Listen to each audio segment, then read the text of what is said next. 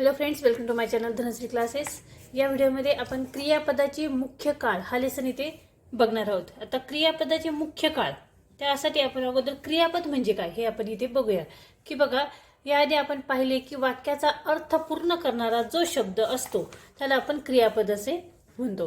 म्हणजे वाक्याचा अर्थ पूर्ण करणारा शब्द म्हणजे काय? क्रियापद. आता इथे बघा, सार्थक पुस्तक वाचतो. सार्थक पुस्तक वाचतो. आता हे जे वाक्य आहे, हे वाक्य कोणत्या शब्दामुळे पूर्ण झालं? वाचतो. म्हणजे वाचतो हा शब्द जर नसेल, हा शब्द मी हे बघा झाकून ठेवलाय, हा शब्द जर नसेल तर वाक्य पूर्ण होईल का? इथे फक्त सार्थक पुस्तक हे दोनच शब्द तयार झाले. म्हणजे वाक्याचा अर्थ कशामुळे पूर्ण झाला? वाचतो या शब्दामुळे पूर्ण झाला. सार्थक पुस्तक वाचतो. त्यानंतर अनुश्रीने पुस्तक वाचले. आता बघा, इथे वाचतो आणि इथे म्हटले वाचले, तरी देखील वाक्याचा अर्थ पूर्ण झालेला आहे. ठीक आहे, वाचले. आणि तिसरा बघा, समृद्धी गावाला जाईल. समृद्धी गावाला जाईल. आता हे जे तीनही वाक्य जे आहेत, हे तीनही वाक्य पूर्ण झालेले आहेत, पण वाक्य हे वेगवेगळे आहेत. आता इथे बघा, सार्थक पुस्तक वाचतोय म्हणजे तो काय करत आहे? सध्या वाचत आहे. अनुश्रीने पुस्तक वाचले म्हणजे तिचे वाचून झाले. आणि तिसरं वाक्य आहे बघा, समृद्धी गावाला जाईल. आता ती जाणार आहे म्हणजे ही क्रिया होणार आहे. आता यावरील तीनही वाक्यातील क्रियापदावरून आपल्याला वेळेचा बोध होतो. म्हणजे क्रियापदाच्या रूपावरून वाक्यात दाखवलेली क्रिया केव्हा घडली याचा बोध होतो. याला आपण काळ असे म्हणतो. ही वाक्य पुढील मुख्य 3 प्रकारांमध्ये विभागली जातात. आता काळाचे मुख्य 3 प्रकार कोणते? तर वर्तमान काळ, भूतकाळ आणि भविष्यकाळ. वर्तमान काळ म्हणजे आत्ताची वेळ, त्याला आपण प्रेझेंट टेन्स म्हणतो. भूतकाळ म्हणजे पूर्वीची वेळ, होऊन गेलेली वेळ म्हणजे पास्ट टेन्स. आणि भविष्यकाळ म्हणजे पुढील वेळ, जी वेळ होणार आहे, येणार आहे, त्याला आपण फ्युचर टेन्स असे म्हणतो. ठीक आहे. पहिला आहे वर्तमान काळ. ज्या क्रियापदाच्या रूपावरून आत्ताच्या काळाचा बोध होतो त्या रूपांना वर्तमान काळ असे म्हणतात.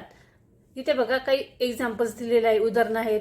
संकेत आंबा खातो, प्रेरणा खेळत आहे, मुले नदीत पोहतात. या वाक्यामध्ये बघा, क्रिया काय आहे? चालू आहे. ठीक आहे, म्हणजे क्रिया आत्ता घडत आहे. या सध्या ही क्रिया घडत आहे. आंबा खात आहे, खेळत आहे, नदीत पोहत आहेत. सावी पुस्तक वाचते, भार्गवी गावाला जाते, शारदा सिनेमा पाहत आहे. इथे खातो, खेळत आहे, पोहतात या क्रियापदावरून आत्ताच्या वेळेचा बोध होतो. म्हणून या क्रियापदाच्या रूपांना आपण वर्तमान काळ असे म्हणतो. दुसरा आहे बघा भूतकाळ. भूतकाळ म्हणजेच पास्ट टेन्स. ज्या क्रियापदाच्या रूपावरून पूर्वीच्या वेळेचा बोध होतो त्या रूपांना आपण भूतकाळ असे म्हणतो. काही वाक्य आपण पाहू. वैष्णवीने पुस्तक वाचले, उजेर गावाला गेला, बिलालने चित्रपट पाहिला, उन्नतीने 11वीत प्रवेश घेतला, सृष्टीने शिक्षकांना पुस्तक दिले, निधीने पहिला नंबर पटकावला. आता या सर्व वाक्यांमध्ये जी क्रियापदे आहेत ते क्रियापदावरून काय होत लक्षात येतं की क्रिया जी आहे, जे काम जे आहे ते सगळं होऊन गेलेलं आहे. म्हणजे वाचले, गेला, पाहिला या क्रियापदावरून क्रियापदाच्या रूपावरून आपल्याला क्रिया होऊन गेल्याचा बोध होतो. म्हणून क्रियापदाच्या या रूपांना भूतकाळ असे म्हणतात. आणि तिसरा जो आहे बघा भविष्यकाळ, त्याला आपण फ्युचर टेन्स असे म्हणतो. म्हणजे बघा, ज्या क्रियापदाच्या रूपावरून पुढील काळाचा बोध होतो त्या रूपांना भविष्यकाळ असे म्हणतात. पुढील काळ म्हणजे क्रिया होणार आहे. बघा, मुक्ता खेळायला जाईल, गावात सर्कस येईल, शिक्षक वर्गात शिकवतील, वरद नांदेडला जाईल, पार्श्व पुस्तक वाचेल आणि प्रसन्न नृत्य करेल. या सर्व वाक्यांवरून काय लक्षात येतं की बघा, या सर्व वाक्यांवरून जाईल, येईल, शिकवतील या क्रियापदाच्या रूपावरून क्रिया पुढील वेळेत म्हणजेच भविष्यात होईल याचा बोध होतो. म्हणून क्रियापदाच्या या रूपांना आपण भविष्यकाळ असे म्हणतो. ठीक आहे. आता यावरून बघा, इथे एक्सरसाइज आहे ती आपण इथे सॉल्व्ह करूया. योग्य जोड्या जुळवा. इथे क्रियापद, इथे काळ आणि इथे परत क्रियापद. ठीक आहे.